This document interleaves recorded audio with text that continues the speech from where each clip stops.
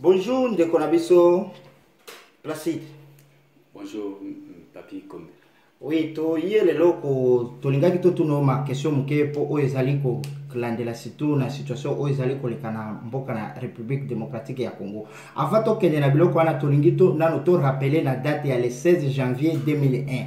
Date wana safti lelo to komi 17 ans depuis musée a tikaki biso na mokili toke tokoki koloba depuis musée akufaki, mais avant akufa ayebisa tobandaki koyoka aza koloba yende libérateur aye kolongola biso na dictature ya Kondo Mobutu. Après na quelques minutes ye moko lisusu ake koloba lisusu AFDL oyo memaki ekotisi na République démocratique ya Congo akomi kobenga bango oyo za conglomérat des aventuriers. Siko na situation wana ezalaki trahison ou bien azalaki koyokana na bango lisusu te ou bien ezalaki kope nini bandaki koleka wana. Siko malobe pa na yo ndeko Placide. Merci ndeko na pesi mbote na ba ndeko nso pai wapi bozali kolana ngana mokili mobimba na mokili tozali ya bato ya Poso Pembe pe na bana mboka sika bozali kolana ngai kombo na Placide Koso na cadre ya mouvement na biso ya LIDAP oyo tobengi libération d'abord démocratie après tozali ko Kamba, chaque fois que vous avez moi ma contribution à biso, na o itali mboka pe to lingi pe to pesa na peuple congolais, ou ya biso maye to bali ko concevoir pour na logique na biso ya libération ya mboka, c'est-à-dire na mouvement na biso to lobi été ba élection zali na sensité to libérer d'abord mboka ndeto ko na ba élection après on to bengi LIDAP, libération d'abord démocratie après. Mouvement na biso zali na caractère spirituel, na caractère politique et puis na caractère social. Caractère spirituel et le était libération de tout le monde en Zambie. Tout le monde a été ceux qui ont bon les Zambiens, ceux qui allaient en règle avec les Zambiens. Donc tous allez dans staff moko spirituel ou t'es bon de la bonne makambo kapé qu'on peut ça le vrai message de la libération parce que le premier grand libérateur Jésus-Christ est moko.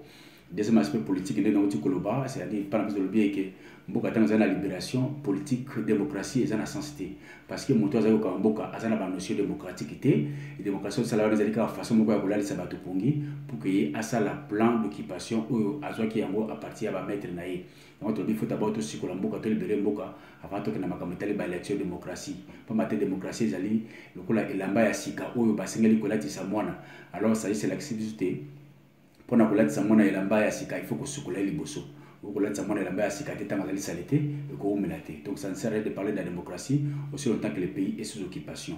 Et troisième aspect c'est le aspect social où tout ça les DAP comme ONG ko permettre de tout en contact na bandeko ba ko la victime ya libération tozali ko kena pas za bitumba yango na tout ça qui on tient pour na ko sunga muke bandeko mususu na niveau ya mboka ou baza sur terrain bazali victime ya libération wana. Merci, ça c'était d'une façon un peu brève na o la philosophie à mouvement na biso LIDAP.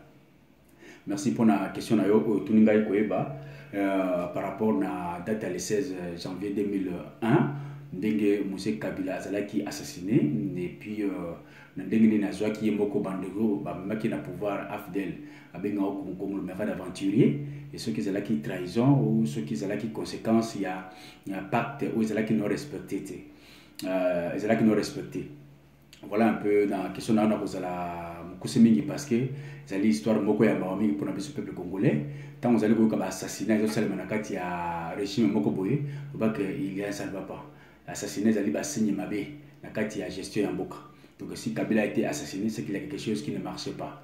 Alors histoire ya AFDL, histoire ya libération ya pays entre guillemets na AFDL, l'histoire moulai ou na ko pesa yote na kati ya émission oyo.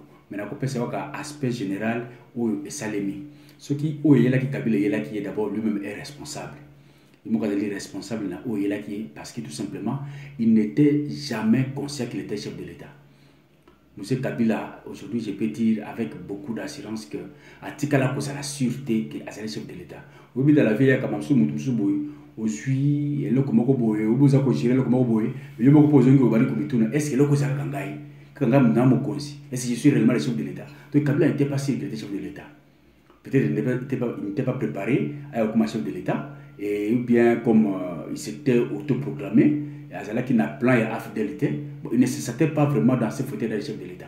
Parce qu'il était tellement négligent, il était tellement trop léger que la légèreté n'a pas été. Qu'est-ce qui n'a pas été dit? Qu'est-ce qui s'allait mettre pour naïe? D'emblée, on a vu que que l'une des raisons où ils ont montré la politique Kanambe à kotika mutukola ba leta Mangasa Georges liberté na prison, c'est à cause de ça. Combien de fois l'État Mangasa a payé un avertissement pour mona wana oh il y a président qui n'a pas tout le coup la mona nae zokande azalaki mona naïté. C'était une erreur grave. Après Simbela dans le 2 août que tout le Congolais va célébrer na Batuti. Batuti oh ba ba mo bazali Batuti ba kima ki 104 ans comme ya Batu. Mais pourquoi mona ndeko na tikalaki?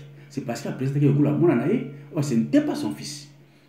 C'était pas son fils. Donc nyoka oyo bazali kuboma yo ko pesa ye moto bikisa ye nyoka wana asuyo et puis aye komela yo. C'est ce qui s'est passé. Donc Hippolyte Kanambe c'est un serpent. Le fils d'Adrien Christopher Kanambe c'est un serpent. Avec des missions bien précises. Hier Laurent Kabila a présenté James Kabarebe comme quelqu'un de Kivu. Naïna Bamassas ou Club à Kivu. Et vraiment il était honnête. Et c'est à cause de ça que les Lazare a vu que Kabarebe a salé Moutou à Kivu. A-t-il ministre de la Défense? A-t-il appelé Armin Soutouna, James Kabarebe, Armin Soutouna, Hippolyte Kanambe, ouais, qui basali ba Rwandais. Ba pesi ba réalité surtout banan basali pour ça la contre hier a dit Kolimate. Complot contre Massassou. Bah la question c'est que Massassou était innocent. Mais à cela que Moutou ko protéger Mingi. Il était un témoin gênant. Il fallait que Hippolyte Kanambe a se libéré contre Massassou. Bah la question c'est Moutou azalaki Kolimate pour la makuti ya Masanga. Bah assassinat ba Tingi. Ba massacre sur Kabila Sali, ba massacre ba ex-phase na Kitona. Ba sala ki tout pour que ba isoler na ba ex-phase oyo ba sala ki ba na mboka dans l'espoir que tango yé peut-être pour se résister à récupérer ba na mboka à cause du plan ya Batuti. Ya mboka. Il fallait ba isoler na ba na mboka. Et tellement qu'il était un peu dépassé dans Masanga, a ce qui a en considération un chef d'État qui était très léger. Et la conséquence a couvert le coup la poko. A couvert le coup la soso. Donc il y a les conséquences, il y a manque de personnalité politique. Voilà pourquoi dans Boka, tu le été étape de la vie, étape de la gestion des choses publiques, c'est une certaine maturité politique, une certaine maturité militaire pour nous Kamba Mboka. Ce n'est pas donné à n'importe qui parce que vous allez mailler, parce que vous avez le français, parce que vous avez le comment. Non, ça demande une certaine personnalité, un charisme spécial. À cela qui n'a rien voté. Voilà pourquoi vous faites le la soso. Donc, na makabo etali liwa na ye, tant on a connaître ba prison na salaki, dans l'équipe na ANR 3Z, ANR pardon, Fleuve, prison ANR Fleuve place politique Kanambe ba na ko bomba bato, mais na GLM, bomi atiba na saki ba ngi na l'équipe na prison na tant on a silisi ba transférer na prison à ANR 3Z, j'ai la chance d'akutana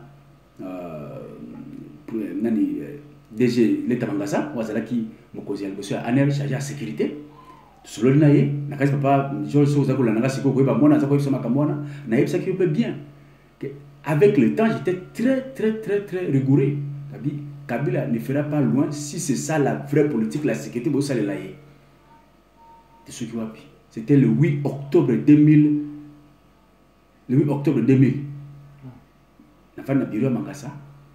Na prison avant bati na makala na kudo de militaire et puis na makala c'est qui c'est là au Canada makabwana je suis wapi que mutu azala qui sérieuxité.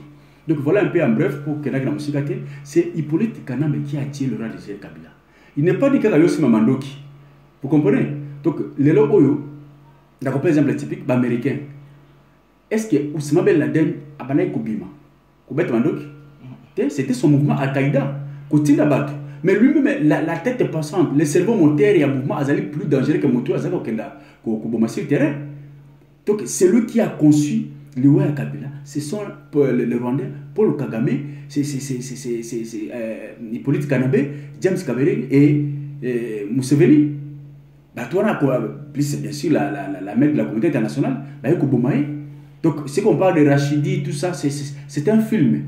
Hein? Rachidi, Mota, Bablatona, c'est un film. Donc, parce qu'on a beaucoup d'éléments, je ne suis pas quelqu'un de la fidèle, mais je sais que Kabila a fait pour le Koso et pour l'immaturité politique. N'était pas autoritaire. Voilà un peu cet aspect-là. La preuve que, parce que le premier pays à annoncer que Kabila a Koufi, c'est l'Ouganda. L'Ouganda a annoncé que Kabila a Bomie, ce qui n'était pas normal. Donc, ça prouve que. Et même la RDC a annoncé que Kabila a Koufi le 17. on a convoqué sur place les 16. Donc voilà un peu l'histoire naïe. Et d'abord, pour avoir la preuve, Kabila est mort à cause de la légèreté politique, manque de personnalité. À cela qui n'a rien goûté. Voilà un peu en bref, on a beaucoup Bisayo. Mais Moutaboma est Hippolyte Kanambe parce que à qui profite le club? C'est lui le bénéficiaire. Aïe bien ou bien. Et Moutabomi. Merci la question nayo. Et puis, le conseil de histoire malamu. Nakati Amboka, pour la Kobeskan de Wouti, puis Moutou Azali au Kamabeso Azalinani, puis le plan Barwande Basalaki pour que Datouane Salem. Donc, l'Iwaya Kabila, ils allaient laisser au pour la politique par rapport à Bangouna, où ils bazali, au Kamabiso Lelo, Basupe Nabiso, na esclavagisme. Donc, c'est un peu ça en bref, pour ne pas être trop détaillant par rapport à la question, ils allaient question Moulaïni.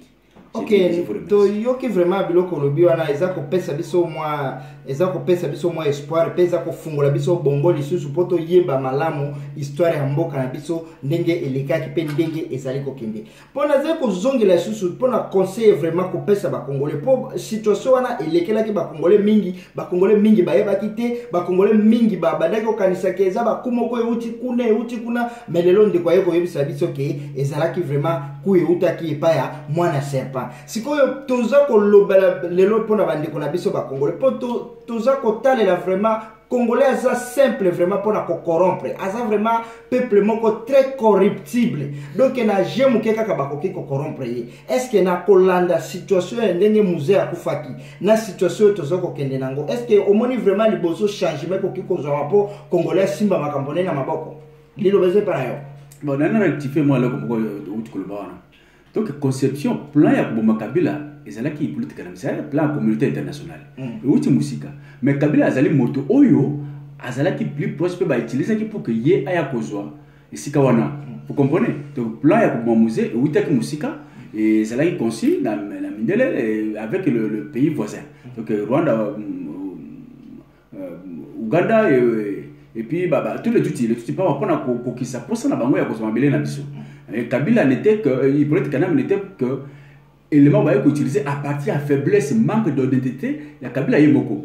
Quand il a tikali koye pesa ba congolais ko azali mwana yeso ko nataki mwana ete même si ba pesa ba réponse mingi tala ozo ko benga mwana na yo mwana ndeke oyo ye ko boma tala ba azali ko sala atikali ko ndimate pona manque de personnalité na ye. Donc plan bomaye utaki déjà musika ezalaki kaka Hippolyte Kanambe te mais ya azali ka un exécutant oyo ba ko pesa pour accomplir pardon. Donc voilà un peu dans ce sens-là pour la Italie, Congolais par rapport à l'avenir en Boka. Eh bien, les gens ont simplement moqué parce qu'au début, quand Hippolyte Kanambe a pris le pouvoir, c'était très difficile. Parce que tant qu'on a eu sur le langage, on a bimi et puis Dieu nous a aidé pour que tout le monde pays. Et c'est très difficile pour nous se battre que Moutou est allé Rwandais. Ou allé au campus allé Rwandais. C'était très difficile. Ok, là quand on a noté ce qu'on zolo ba boloko quand qui boloko na problème ni no ba kotsa ke boloko yo pe sala ki coup d'état ou bien makambo nini bon na ko préfère peut-être salon émission spéciale moko émission spéciale pour na loko wana pour na ko yebisa bana mboka mais na ko yebisa que ceux qui botali ba archive to bana ko kamba le premier grand mouvement oyo et salemba ki na régime à Laurent Désiré Kabila, c'est-à-dire la date est le 17 mai 2000. Il y a eu un soulèvement dans Kinshasa à partir de l'université, bon, histoire Zama Moulaï, au Funda Kingaï, que j'avais tenté, il y a renverser le régime, qu'il y a un coup d'État, ce qui était un peu loin, tout simplement parce qu'il y avait une appartenance à l'obédience politique Nabiso. Il y a une musique, il y a Hippolyte Kanambe a décidé que même à Bomangaï et que Kabila le père n'a pas voulu, mais il s'est fait à un moment donné que tant Kabila Koufi, il y a un Hippolyte Kanambe qui est en prison.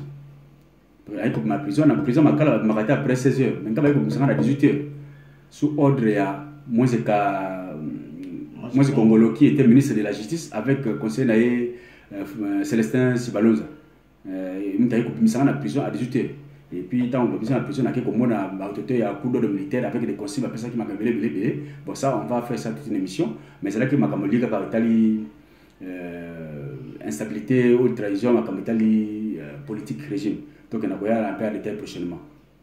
Par rapport à la conscience, et comme je viens de le dire tantôt, c'est là qui est difficile. Difficile que.